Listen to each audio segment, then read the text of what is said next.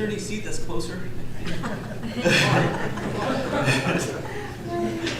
feel too far away. Microphone. Microphone. Do you have an audience? I don't have a microphone. Oh, I gave it to you. Oh, what did you do?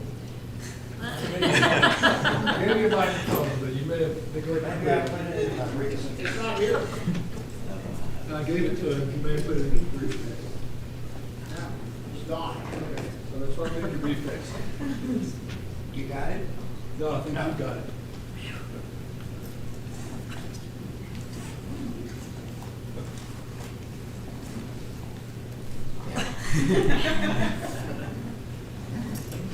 Thank you.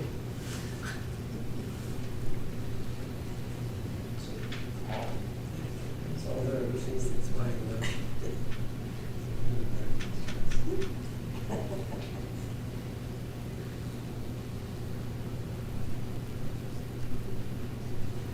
Got the other side of the plugs.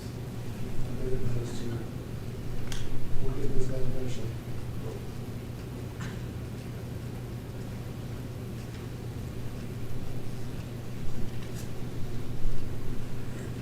I don't know what you did to this neighbor, but man, alive.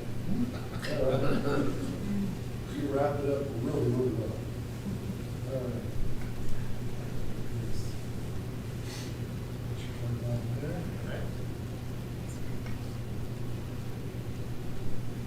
Good. That one's on the right. That way. That one's Are we on? on. Are you on? You can hear okay? All right. That one. Now, you told me I could go back. All right. Paul and I are delighted to be in your presence today. We always look forward to coming to the Rock Hill Church and reporting on the work that you're supporting. And we appreciate you because you have good hearts and you love the Lord and you want to see the gospel spread even in our own country. So this morning we'll be giving you a little bit of a report on how the Lord is working in the town of New Milford, Connecticut, where we are serving the church. Our son Timothy does almost all of the preaching in this congregation. He has been there for over 20 years as their preacher. And Paul and I work in personal evangelism and in a lot of different other areas of the local church's activities, and hopefully provide a little bit of encouraging leadership to the church too, and maybe some stability. But anyway, the Lord has put us there, and we've been there for a number of years now, and still we're thrilled with God's answers to prayers and your prayers, and we're thankful for your support. New Milford, Connecticut, as you can see on this map, is down near on the western side of the state where that dot is. It's just north of Manhattan, about 70 miles, and it borders right on New York State and Connecticut, so it's in the western part of the state. It is adjacent to Fairfield County, which runs from Danbury and New Milford south to Greenwich and then into right on the border of New York City. And it is a very highly populated county, but New Milford is not so much so. And New Milford has a lot of rural areas still around, but there's over 30,000 people in the town, and then from those who come in from the areas to shop and go to school and so on, there's probably 50,000 altogether that we can impact with the gospel right in that community. Here are some pictures of our family there. Timothy, and he's married to Renee, and they have 2 children that are adults now. Rebecca has just finished David Lipscomb University, and Jonathan, her brother and our grandson, is working in the church, and he's going to college locally, and he's grown up knowing how he can serve the Lord in various ways in the congregation, and he's doing all of that. We're just so thankful that our kids are faithful to the Lord. Okay. Here is a little bit of a picture of what the church building is like in that community. It's located on a state highway, and every Lord's Day people can log in, and so they do. We have people that are logging in, watching our services and hearing Tim's lessons from Fort Worth and from Dallas and from various places of the United States. So those people are reaching out in order to be encouraged. And some of them are not being faithful to the Lord and have not been attending their local congregations, some of them for years, but they're at least now they're tuning in and they're hearing the gospel, and hopefully that will penetrate into their hearts. There is the link if you're interested in that in sometime in the future. Every Sunday we have a number of people that visit, and it's just an amazing thing to me how many people there are that are interested in the Bible, interested in spiritual things. And I find that that's the case in many Catholic communities in the Northeast. I was under the impression that the Northeast was the most difficult place to convert people, bring people to Christ. But nowadays I'm finding more interest in spiritual things than I've ever seen before, actually. And that shows up in visitors that just come out of the blue to visit our services. They may have seen something on the web from our website, or they may have heard about us from some other source. They may have been searching for a church that teaches the Bible. But every week we have someone, or more than one, who show up and say, I'm not a member of this church, but I'm a Catholic, and I'm not happy there. I want to learn what the Bible teaches. Can I learn that here in this congregation? Last Sunday we had they had another lady to show up, and that was the same question that was on her mind. And that's good. It helps us to realize that the church has the potential to reach folks with the gospel, and people are interested. For some reason, these pictures did not all show up, but we've baptized 8 people this year. The first one that doesn't show up here is a family of 3. The 24-year-old son came one Sunday morning, and he said, I'm a Catholic. I'm not happy with the Catholic Church. I want to learn the Bible. Can I learn the Bible here in the Church of Christ? And we said, yes, you can. And so he started coming. And then in a few weeks, he brought his dad. And then another week or two, he brought his mom. And it wasn't too long after we had some studies with them that all of them were baptized into Christ. So we give God the praise for that. The father in the family is the finance manager for the local Mazda dealership. And the mother works at the town hall. So we're reaching, in that family, people who are permanent in the area, they're stable, and they will be a great value to the church in the years that come. The 24-year-old is working as well and going to college.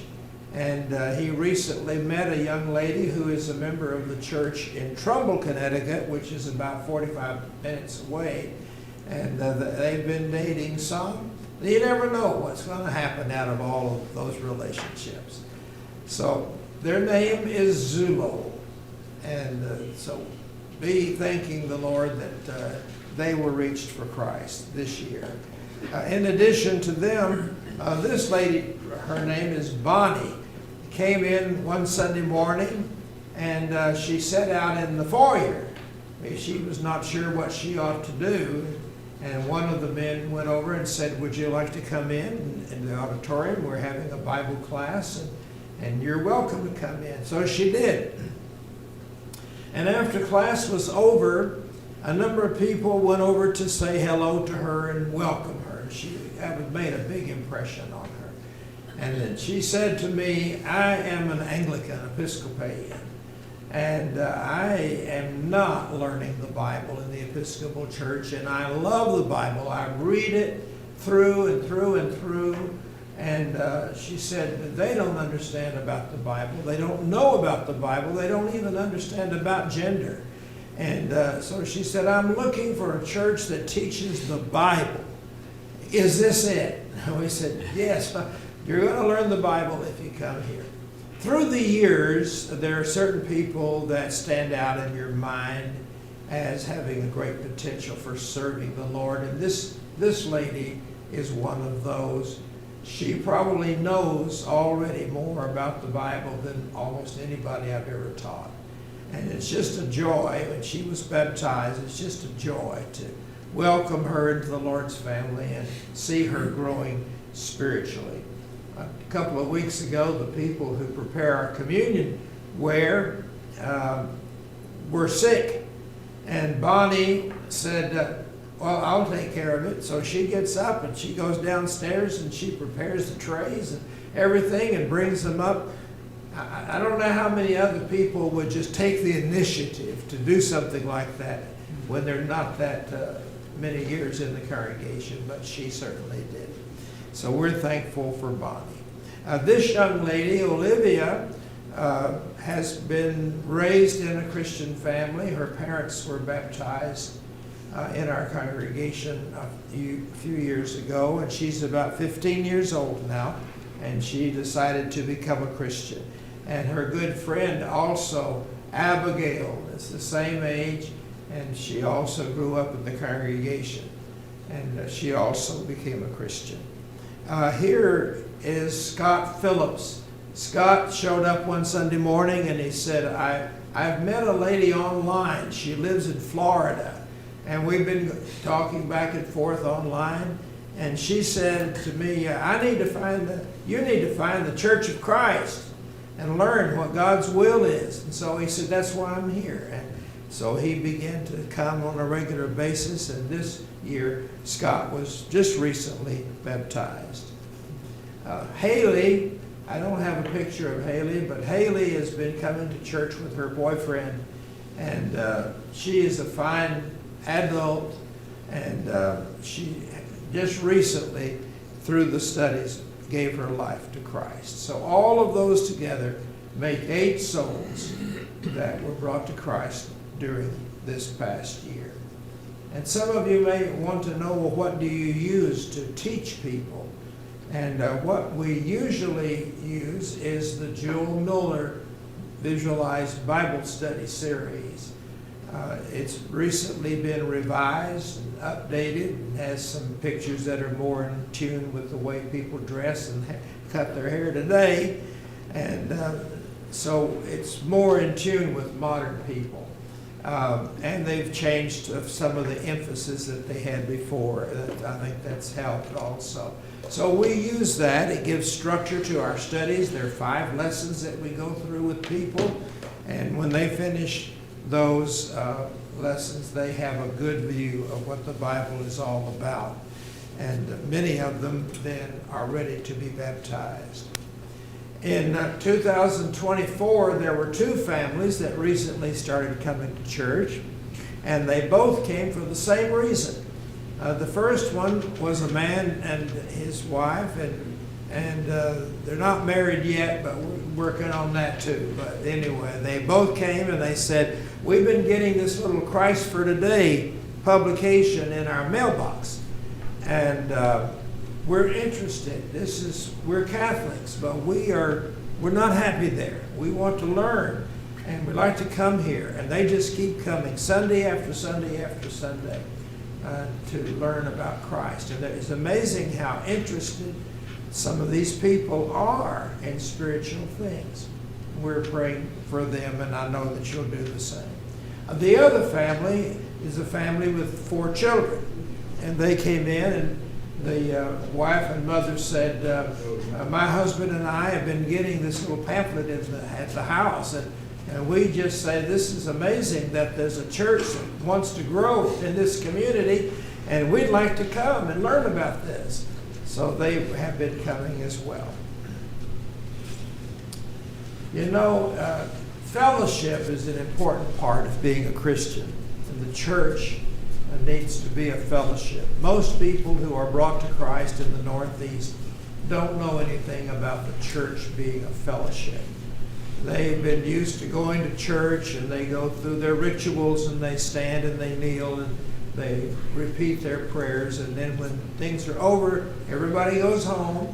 And about the only thing that anybody might say to anybody else is something along the lines, have a good day, or something like that. They don't have a family relationship in their churches. So they don't have a clue about what that means to have friends in the church. Christian fellowship provides something that's a whole new experience for most people who live in the Northeast. And we put emphasis on that because people want and need friends.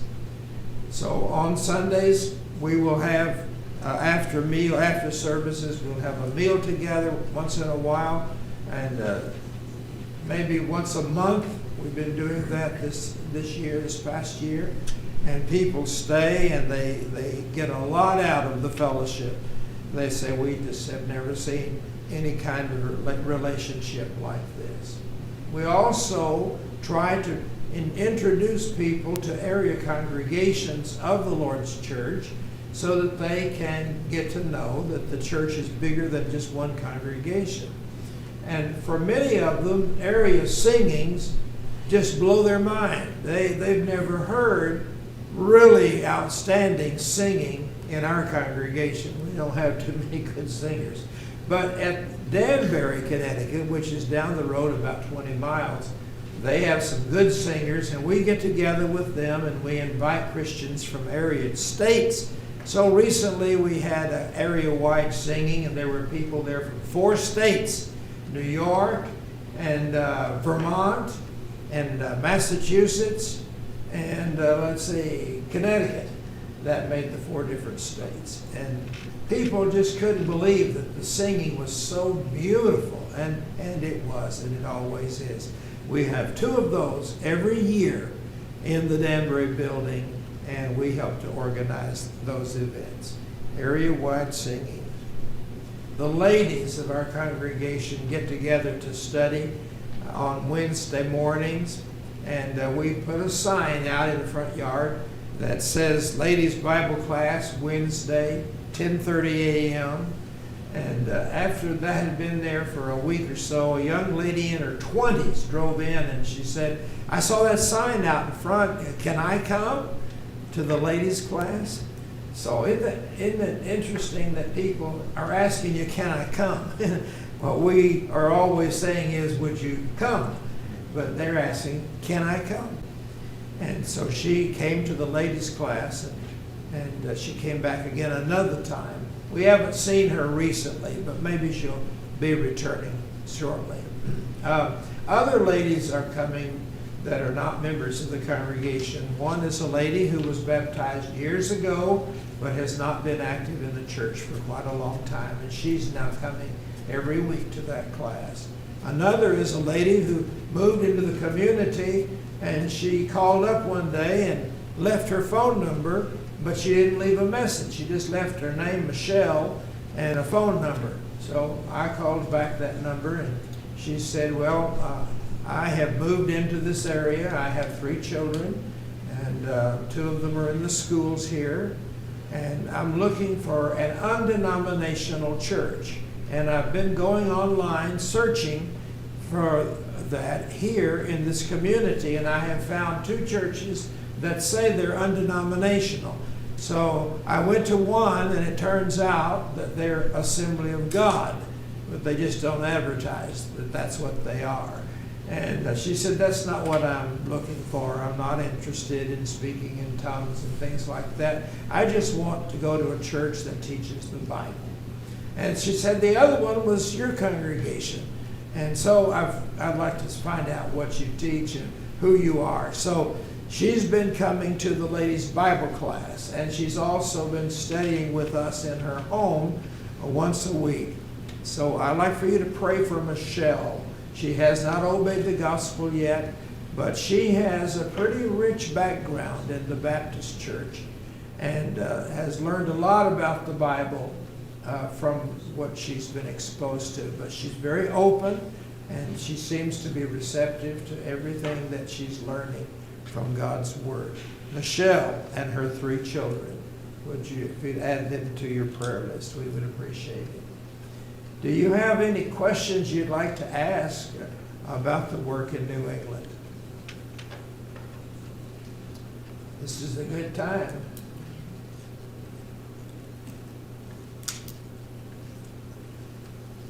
Anybody? You don't have any questions, okay?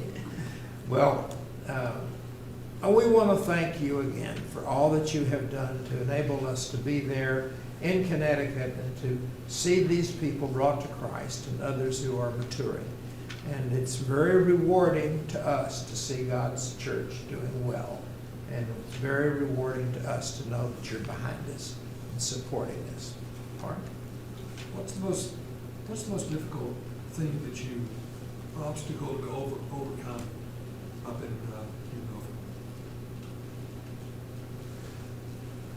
Newfield? I wish I could say that everybody's interested in looking for a church that teaches the Bible, but they're not. New England itself has a lot of nuns. That has nothing to do with the Catholic Church. This has to do with people who have no religion. And a lot of people are nuns. They don't go to church. Some of them may believe in God, but they have given up on the church. The only church they know really is the Catholic Church, and they've given up on that. It's hard to penetrate into a mindset that is apathetic to spiritual things and sometimes even hostile to spiritual things. They've seen a lot of hypocrisy in religion and in their leaders, and immorality, as we all know, has plagued Catholicism in recent years. And the Catholic Church is declining in attendance, and they're selling off properties because they can't afford to keep them, closing down schools because they can't afford them. And they're plagued with these stories of immorality. And people think that's what religion is. The nuns think that. And so that is, I would say, the biggest challenge that we have is facing a society that is basically an agnostic, unbelieving, and not searching for the truth, and just living as if God, if he exists, is not relevant to the way that they live. And that's, I think that's the answer to it. And probably in New Hampshire, it's much the same.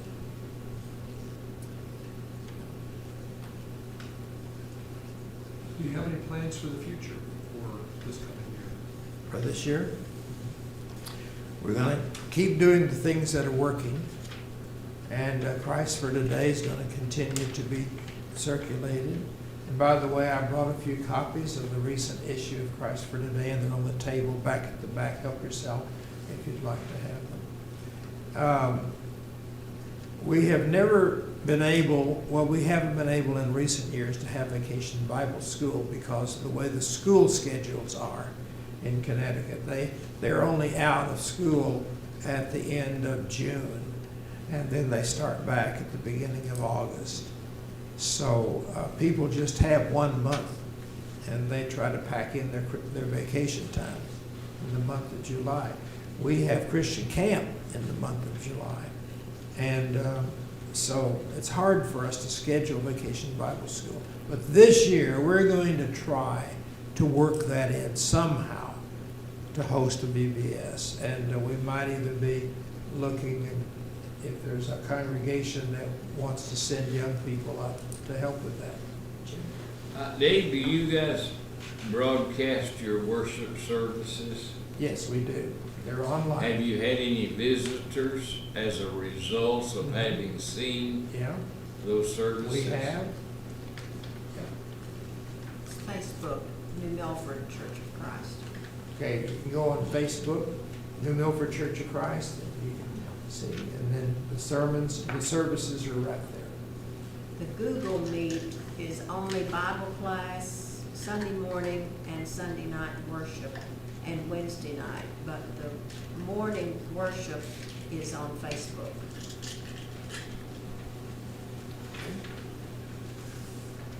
Anyone else?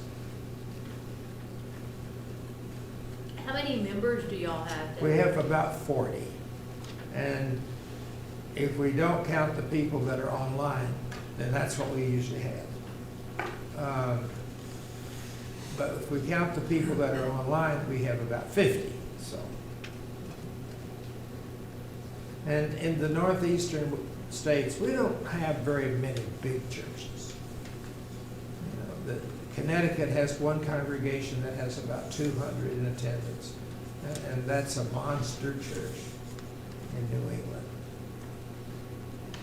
So most congregations will have 50, or even some will have less than half of that even.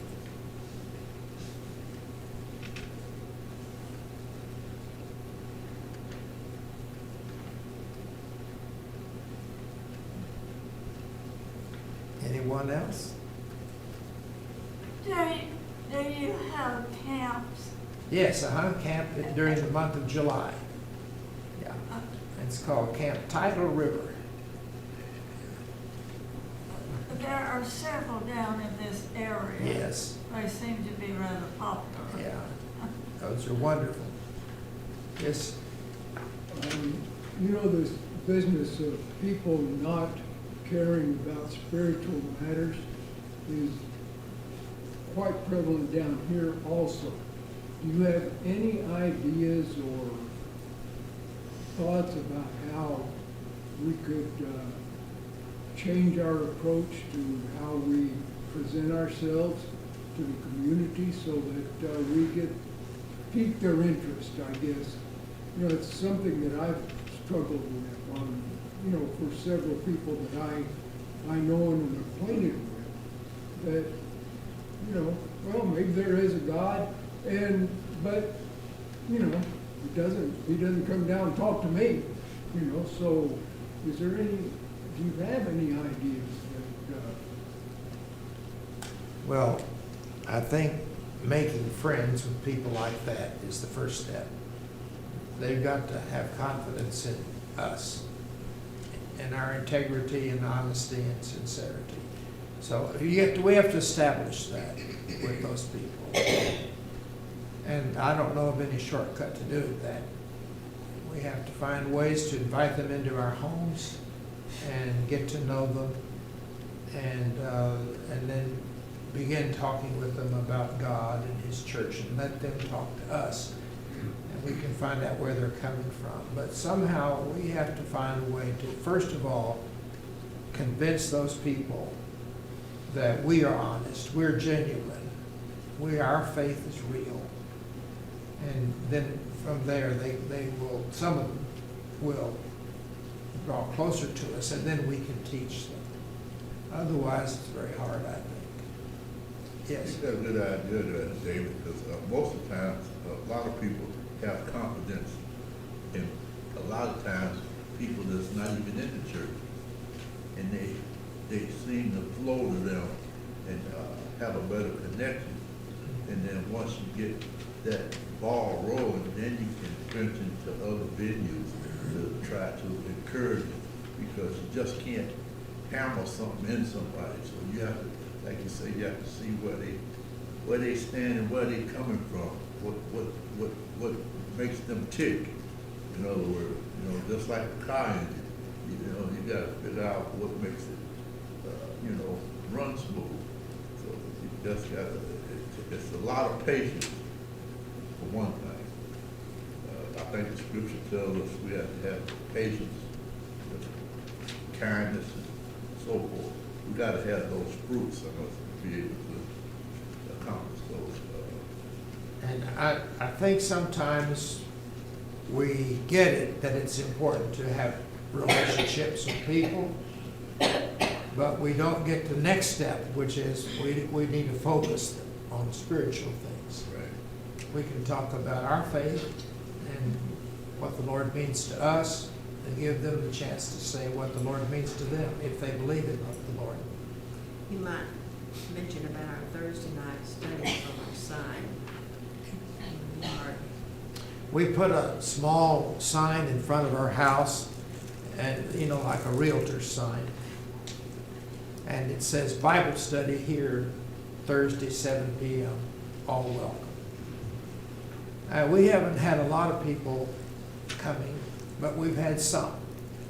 And we baptized a teenage young man this last year, who he come in one Thursday night and he said, I'm interested in the Bible, can I come? So, and then we've had others to show up, and then new Christians have also started coming, and that's good for them to be grounded, and it's good for them to see how Christians can relate to each other as friends. So that's one way that has been successful for us. No reason why you can't do something similar to that. The important thing is establish some relationships with people and then turn those conversations to the Lord somehow. What you are, who you are, what you believe in, and give them a chance to express their own searches if they have a search for the Lord. And then you can go from there. And you can set up a Bible study using those videos that I just mentioned to you before. Those have brought a lot of people through the years across the country, brought a lot of people to the Lord. And there are other ways too. Somebody else?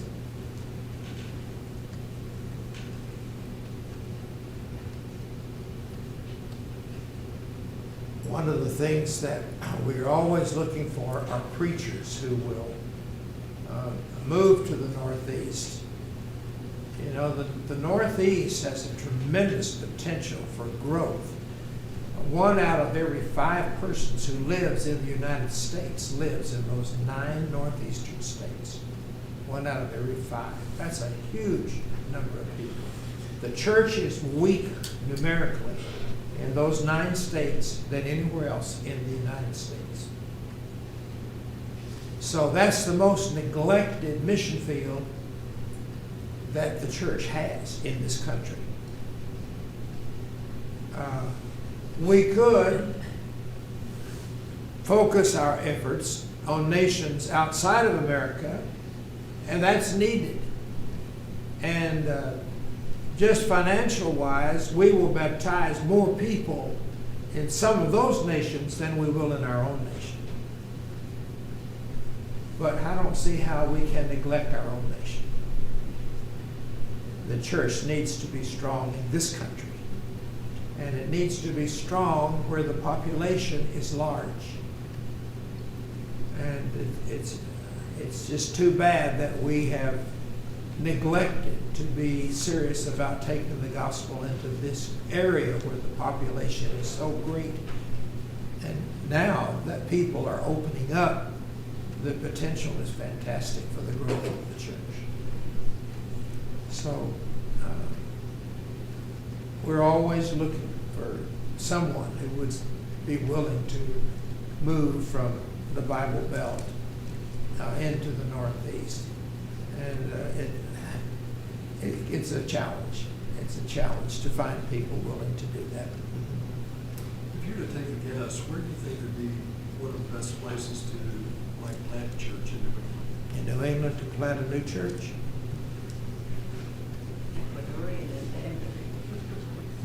We have a lot of, Paula mentioned the Ecuadorians, and the people from Brazil and Portuguese-speaking people in general. Pick out areas to settle in the United States. And the Hispanics do the same.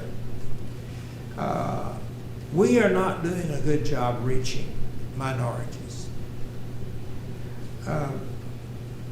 In Danbury, Connecticut, just south of us, we have a huge Portuguese-speaking population. And if you drive down Main Street in Danbury, there are 32 Portuguese-speaking and Spanish-speaking churches, just on that one street. And they're meeting, for the most part, in storefronts. Some of them actually have church buildings. That spills over into the communities outside of Danbury. So now in New Milford, we have a center of Portuguese-speaking people with Portuguese grocery stores and, for things, and Hispanic stores for Hispanics to find the food that they're used to. But we're not doing what we need to be doing to reach those people. And we have been searching and searching and asking, do you know of a preacher who speaks Portuguese that we can talk with about moving to the Northeast? And we really haven't found anybody. And the same as the Hispanic population, we'd be happy if we could find a Spanish-speaking brother. But when you talk about that, you have to realize that most of the Spanish-speaking people that settle in the Northeast come from the Central American countries, not from Mexico. So there's some cultural barriers between Mexico and some of these other Central American countries that they bring with them. And so they would be willing to sit at the feet of a preacher who grew up in Ecuador, for example, and they may not be willing to sit at the feet of someone from Mexico. So we have to take all those things into consideration as we search for someone to come. Any other comments, questions? World Bible School also is doing some emphasis. They'll pick out a target area, and we have done some of that. And there I get notices all the time. You have a new contact. And by the time I get there to get that, take that contact, somebody else has picked them up. And we don't know who's taking them, or if they're referring. We've got to do some more communication with World Bible School about what's happening to all those people, because there have been several, but that's, I think, a good way that we can reach this World Bible School. But we have to direct them to the churches in the area. Whoever's teaching them, they need to put into their remarks and whatever they're teaching, comments about there is a place where you can worship in the area. Anyone else? Appreciate your interest and questions that you've raised. Well, you all make a big difference in the Northeast, and you make a big difference in the work in New Milford. These people that have been brought to Christ in New Milford this year, this past year, that's your work, just like it is ours. And we work together as partners in all that we do.